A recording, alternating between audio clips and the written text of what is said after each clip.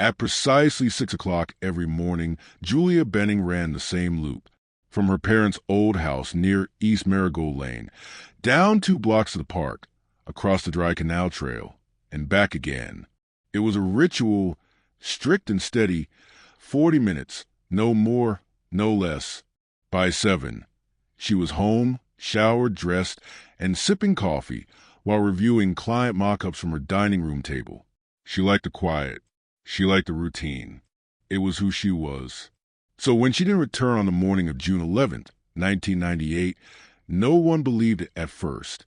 The sun had just started climbing the horizon when her neighbor, Don Lutz, saw her jog past in her usual gear, gray tank top, black shorts, and the old Sony cassette player clipped to her hip. He nodded as he always did. She gave a half wave. Normal, calm, alive. 40 minutes later, her house was still quiet. By 8, her desk was empty, untouched. By 10, her office had called twice.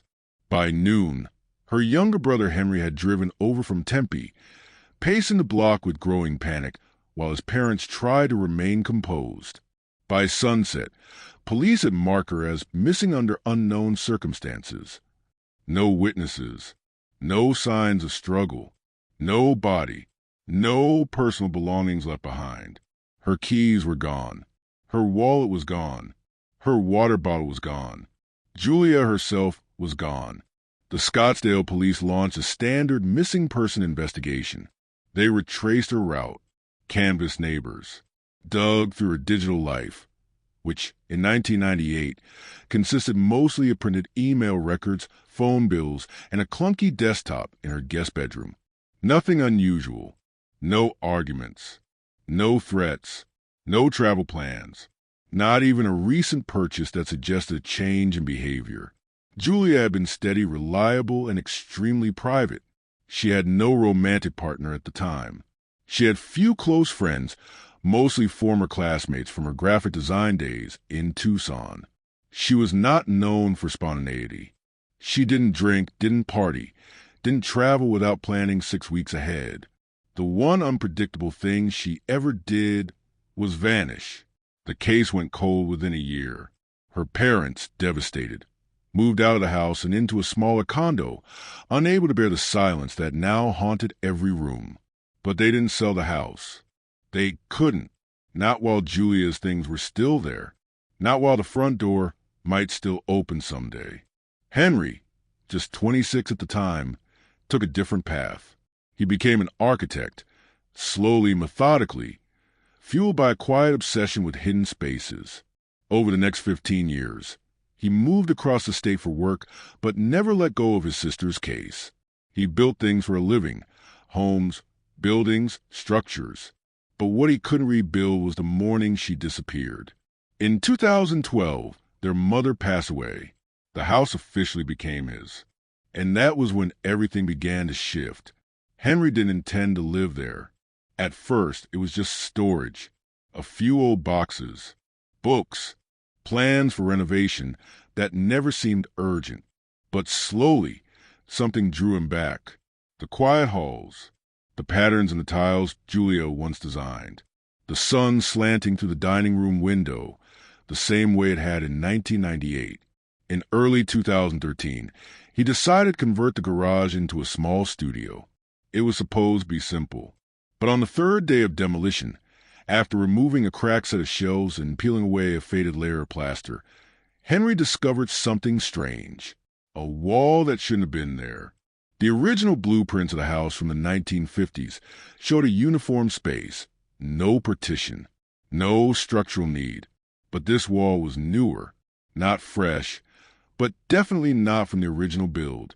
Concrete, thick, poured with intention. And behind it, no door, no access, just a sealed cavity. Henry stared at it for a long time. Then he picked up a sledgehammer. It took hours to break through. The concrete was dense, over-engineered. Behind it, he found a hollow chamber roughly 4 feet wide, 6 feet high, and 8 feet long. A room with no ventilation, no light source, no entry point. Just dust, darkness, and one object in the center, A plastic storage container. Inside were personal items. Julia's items. The same water bottle she always ran with, scratched and faded. A pair of running shoes, still laced. A sweatshirt she had worn on cool mornings. Her old cassette player with the tape still inside. A folded towel from their parents' linen closet. And at the bottom, wrapped in a faded scarf, was something Henry hadn't seen in over a decade. Julia's leather-bound journal. It wasn't empty. The entry spanned from early May to June 8th, just 3 days before she vanished. Henry sat on the dusty floor, barely breathing, as he read the last lines. I think they've seen me again. Same truck, same time. No plates. I'm being watched. I'm sure of it. But I don't think it's random anymore. I think they know about the letters. Letters? Henry flipped through the pages. No further mention. No explanation. The final entry was short. If anything happens, check the back wall. You'll understand. He read it again. The back wall. It wasn't a journal that made his hands tremble. It was a realization that Julia had hidden this. Not just the objects. The warning. Whatever happened to her, she saw it coming. And she left a trail, hidden in a place only someone who knew how the house was built would ever think to look. Henry stood up. There was more to find, and he had only just begun to uncover it. Henry didn't sleep that night.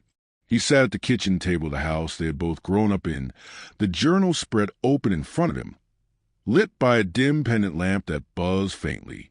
The heat of the Arizona night pressed against the windows, but he barely noticed. His mind circled the same line over and over. If anything happens, check the back wall.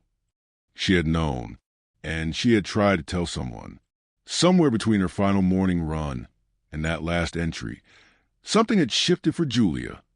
Something sharp enough to drive her to hide her belongings in a sealed space and leave behind a message she could never explain directly. It wasn't a diary, he realized. It was a breadcrumb trail. A quiet, desperate warning. Henry reread the final entries. Same truck. No plates. I'm being watched. They know about the letters. What letters? He scoured the house over the following days. Every drawer, every crevice, every forgotten box. He opened vents, pulled carpet edges, tapped on walls. Julia had always been meticulous, organized to a fault. If she had hidden something, it would be precise, intentional. But by the end of the week, nothing new had surfaced.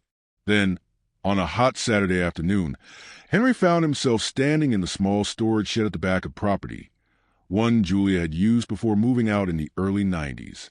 Most was filled with old paint cans, garden tools, and things her parents had never thrown away. But behind a stack of dusty patio chairs was a box he didn't recognize. It was unmarked. Inside were 4 plain envelopes, each sealed, each dated between 1993 and 1997. The return address was Julia's, but none of them had ever been sent. They were addressed to someone named A. Wessler in Pine Top, Arizona, a name Henry didn't recognize. He carefully opened the first letter. It was handwritten and filled with language far more emotional than anything in the journal. I don't know if they're still watching, but I can't keep this to myself. I've copied the files and hidden them here for now. I'll send more when I know it's safe.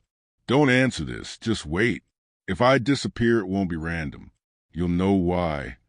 The files? Henry checked the bottom of the box. Beneath the envelopes was a manila folder labeled Design Control/Alt3. Inside were several printed pages, graphic layouts for what appeared to be promotional material for a software company. At first glance, they looked ordinary, but scribbled in red pen across the margins of each page were phrases like "not actual version," "code doesn't match," and "track lines false." He recognized the layout style. It was Julia's, but these weren't design critiques. They were warnings. Something wasn't right in the files. Back in the house, Henry pulled out the journal again. He remembered something she wrote a few pages earlier. They wanted to look internal, but it's not. The trail leads back farther. They think I don't understand the shell, but I built the shell. He didn't fully grasp the context, but he didn't need to. Not yet. He started digging into who A. Wessler was. Public records showed a woman named Annette Wessler, a retired systems analyst, had once lived in Pine Top during the early 1990s. No phone number. No active address now. Henry posted online inquiries, joined old forum threads, and reached out to local libraries. 3 days later, he got a reply. An archivist in Pine Top sent him a scanned letter. Annette Wessler had submitted a statement to local police in 2002, claiming she had reason to believe a former colleague from Scottsdale was being harassed by individuals tied to a defense contractor. She never filed a full report, and there were no follow-ups. The letter had been buried in unrelated records until it was digitized a decade later. The name of the contractor? Prometheus Integration Systems. Henry froze. He knew that name. They had merged with a regional security firm in the late 1990s and briefly shared a contract with State University, where Julia had once worked freelance as a graphic designer. She hadn't just vanished during a run. She had walked too close to something. Something she didn't fully understand. Or maybe she did. That night, Henry stood again in the garage. He looked at the broken wall, the hidden compartment. Then he walked to the opposite side of the space, where the concrete met the foundation slab. He knocked along the baseboard. Hollow. He chipped away at the edge with a chisel. And behind a loose panel, he found it. Another box. Smaller. He opened it slowly, heart pounding. Inside were 4 cassette tapes, each labeled by hand. June 3rd to June 5th, June 7th to June 9th. Julia's last known days. He didn't have a cassette player, not anymore, but he remembered one, the old one their dad used to keep in the den. He found it, dusty and forgotten in a drawer, and carefully loaded the first tape. Her voice came through the static. Clear, focused, whispering. If someone finds this, then the wall was enough. I didn't know who else to tell. I tried Wessler. I tried leaving clues. But the last piece is still here. And it's not code. It's the shape of the message. That's how they're hiding it. Henry hit stop. He sat still, his fingers trembling. Julia hadn't run from something random. She had run toward something. And she had buried a message in the only place she trusted. Home. The next morning, Henry drove across town to a specialty shop that restored vintage audio equipment. He left the old cassette player there and asked them to clean it, repair it if needed, and transfer the recordings to digital. It would take a few days. So while he waited, he returned to the house, not to tear up walls, but to observe. Something in Julia's voice the night before had shifted his approach. It's not code. It's the shape of the message. She had been trying to tell someone that the threat wasn't hidden in words or files. It was in patterns, in design. And that was when Henry remembered something else. Julia never created anything without hiding meaning in structure. She was a graphic designer, but more than that, she was methodical. She believed form carried meaning. That placement, alignment, rhythm, even white space, all said something. Her sketches weren't just decorative. They were layered. He pulled out the pages he'd found in the manila folder, design mock-ups from that mysterious software contract. At a glance, they looked like early promotional materials, interface screenshots, menus, icons. But when he placed them side by side in the order Julia had numbered them, a shape began to form. Not a literal one, but a rhythm and spacing. Text blocks appeared with exact repetition, like beats in a measure. One image had 4 lines of code repeated at evenly spaced intervals, but in different fonts. Another had a logo that subtly shifted in position by just a fraction of an inch in each frame. It wasn't a branding choice. It was choreography, a pattern, and in the margins, always, those cryptic phrases in red pen. Third repeat hides a break. Watch the anchor spacing. Baseline doesn't hold, intentionally. Julia hadn't been correcting these designs. She had been documenting what she found. The deeper Henry looked, the more he realized. She had uncovered something being concealed in plain sight, embedded inside layouts that thousands of people might see without realizing they were absorbing a structured, time distortion. A misalignment meant to pass as visual noise, subtle enough to be ignored, but deliberate enough to mean something. And then came the call from the audio shop. The technician sounded unsettled. "Mr. Benning, you're going to want to hear these in person." Henry arrived that afternoon. The technician brought him into a back room and pressed play on a digital file, marked June 5th, 1998, Excerpt 1. Julia's voice, soft and urgent. They asked him to sign off on the layout, but the data doesn't line up. The mock-ups contain anchor tags that shift depending on the recipient. I don't know how they're doing it, but the image isn't static. It moves when opened. I've checked 3 versions now. Every single one adjusts itself. I think it's watching responses. A pause. Then more quietly, I told Wessler. She said not to call again, that it's already been logged. She said she'll try to pull the original render from the prototype. But if she can't, we'll need to go dark. She told me to stay out of the loop for now. Another pause. Then the sound of her breath caught mid-thought. If anything happens to me, don't trust the template logs. The real message is in the offsets. Henry sat still, chills crawling up his arms. She hadn't been just a designer. She had been a whistleblower, and not in the usual way. No grand memos, no emails, no public statements. She had embedded her alarm inside the very structure of the thing she'd been hired to help build. And she knew someone was watching. He asked the technician to burn all 4 tapes to a drive. Back home, he listened to each file on loop, cataloging every phrase, every breath, every note of hesitation in her voice. She wasn't frantic. She wasn't lost. She was calculated and scared. The last tape, dated June 9th, was different. Less about the design files, more personal. I think they're coming soon. I've seen the same car twice now. No license plate, dark windows. It never stops, just slows down by the house and rolls on. Yesterday, I found a smudge on the back door handle I don't remember leaving. I haven't told Mom and Dad. Henry's too far away, and I don't want to worry him. But if he ever hears this, I'm sorry. I couldn't bring you into it. It was never supposed to get this far. She inhaled deeply, then added in a whisper, "There's one more box. Under the floor, in the bedroom closet. The old boards. The ones that creak." Henry was up before sunrise the next day. He went straight to the bedroom closet. Hers, untouched since her disappearance. The floorboards were old pine, warped slightly at the edges. He found the creaky ones immediately. Kneeling down, he slipped a putty knife between the slats and pried upward. There, in the space below, was a narrow compartment. Inside, wrapped in a faded flannel shirt, was a final container. It wasn't big. It wasn't locked. But what was inside froze him in place. Dozens of small paper fragments, trimmed precisely, each with sliver of graphic design elements. Sections of menus, pieces of logos, cropped corners of interface screens. Some were marked with arrows. Others had notes in Julia's handwriting. This is where it blinks. Version 2 hides this. Version 3 shows it.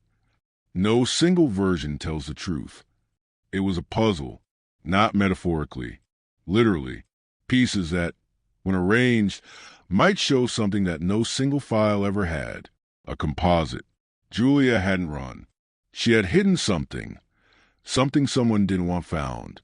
And now, Henry held the final fragments. Henry cleared a wide space on the dining room table, Julia's old table, where she used to sit with coffee and a sketchbook open before work.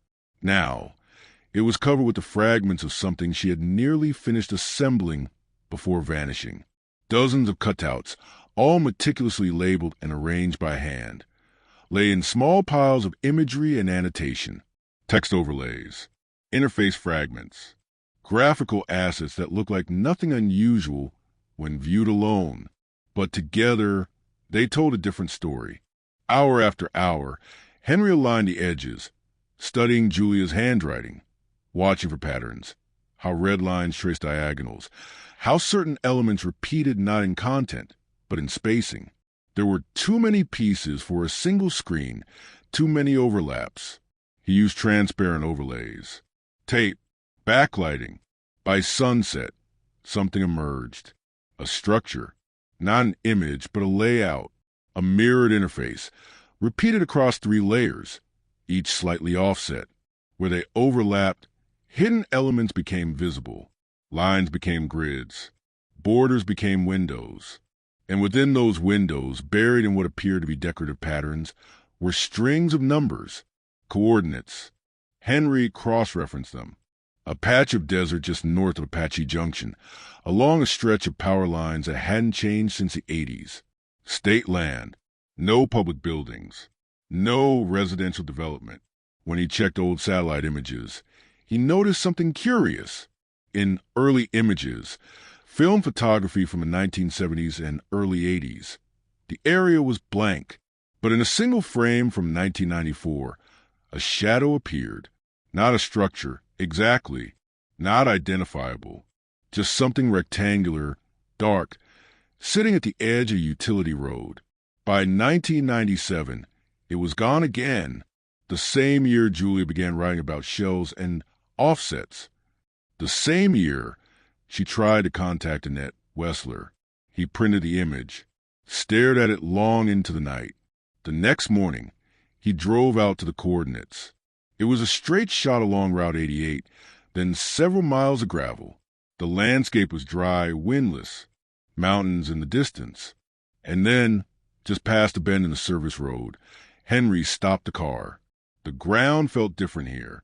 Not the soil, the silence. There was no wildlife, no buzz of power lines, no bird song, just the sun beating down on flat dust. He walked carefully, comparing the printout to the surrounding terrain. And there it was, a concrete slab, barely raised, hidden beneath a layer of fine dirt and dry scrub, cracked at the edges, weathered by time, but unmistakably man-made. In one corner, a small rusted bracket stuck out, half buried. There were no markings, no signs of official use. But Henry noticed something wedged beneath the slab's edge, a small, folded piece of canvas. He pulled it free. Inside was a film canister. Back at the house, he opened it in silence. A single undeveloped strip of 35mm negatives. He took them to a photo lab in downtown Phoenix. The technician said the film stock was at least 15 years old, maybe more, but had been stored well. No moisture damage. He promised to process it with care. The photos were ready 2 days later.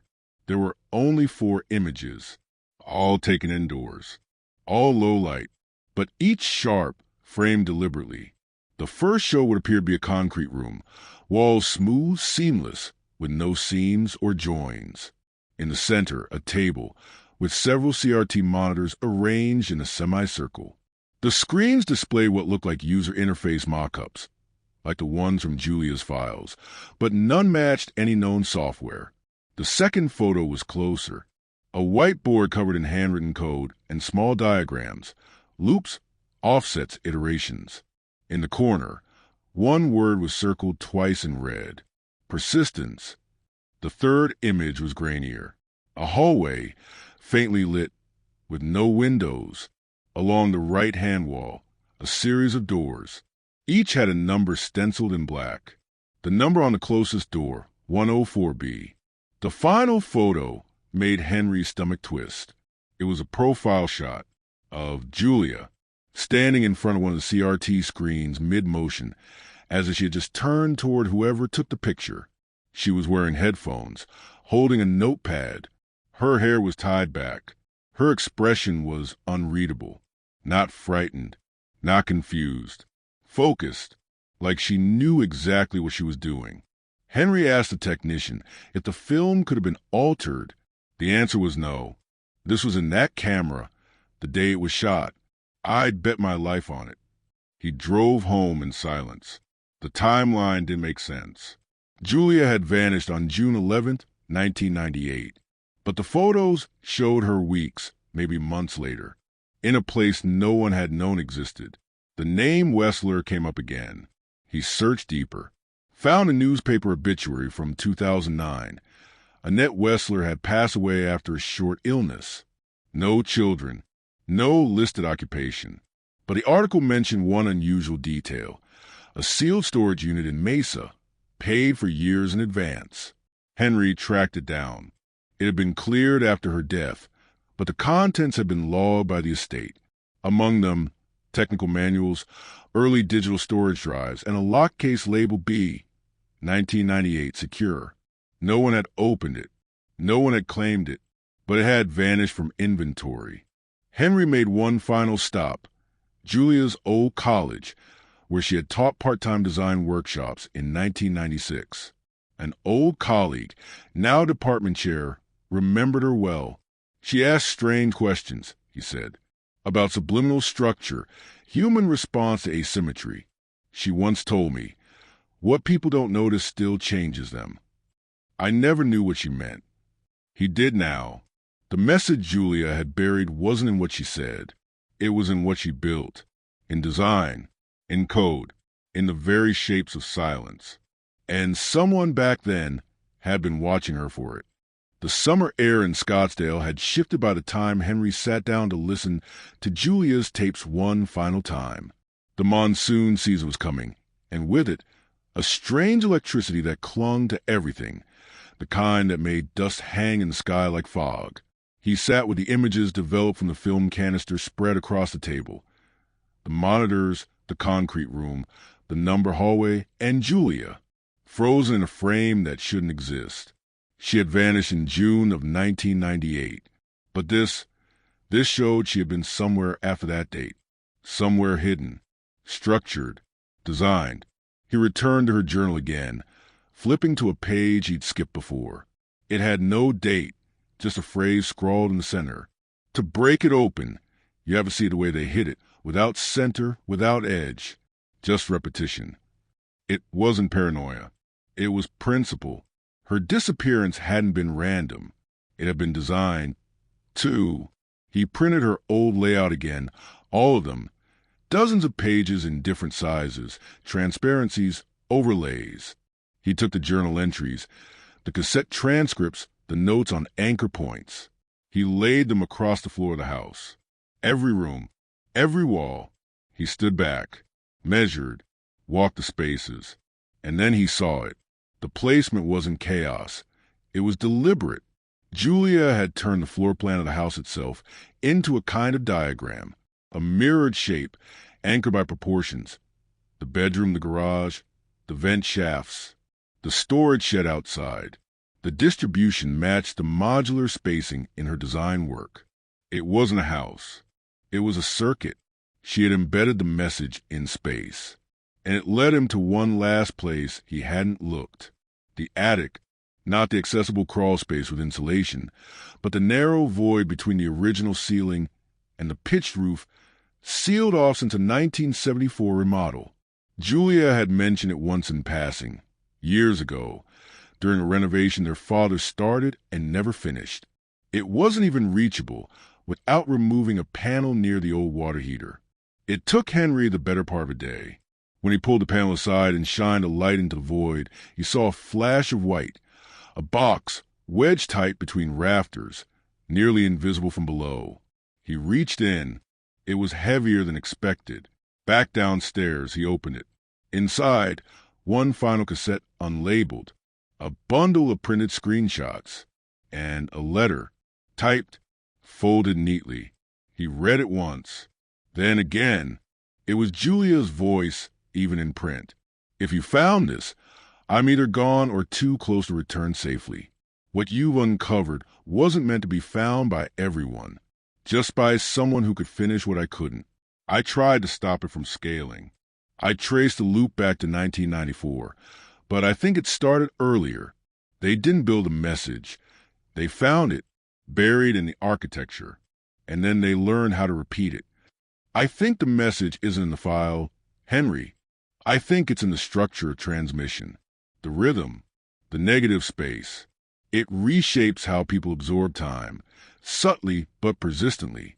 They don't notice it, but they start forgetting. Details, days, patterns, until they lose what grounded them. I couldn't unsee it. So I stopped trying to fight the content. I started mapping the structure. The final line was handwritten. I wasn't taken. I stepped out, but only long enough to map the way back. Henry held a cassette for a long time before pressing play. It was Julia. Older, clearer. You were always going to find this, Henry. That's why I left it here, not somewhere else. Because this house holds patterns. The creaks, the heat in the floor, the way shadows stretch. The place itself is a rhythm. I followed it in. And if you followed it too, then maybe you can finish it. A pause. I hope you never hear this. But if you do, I love you. And this isn't the end of the loop. It's just the echo that brings you back to where it started. Click. Silence. In the days that followed, Henry copied everything. He digitized the files, archived the tapes, photographed the arrangement of Julia's layouts as they'd been spread through the house. He contacted no authorities, no press. Instead, he documented. He reorganized the attic box with care. He resealed the vent, and he left the key to the garage compartment in plain sight, just behind a loose tile in the kitchen Julia had once cracked and never repaired. Then he moved out. The house was donated to a preservation group with one condition: no major structural changes and no demolition of interior walls.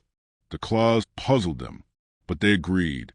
2 years later, a graduate student in design theory leased the property. She described the space as oddly calm, but familiar in a way I can't explain.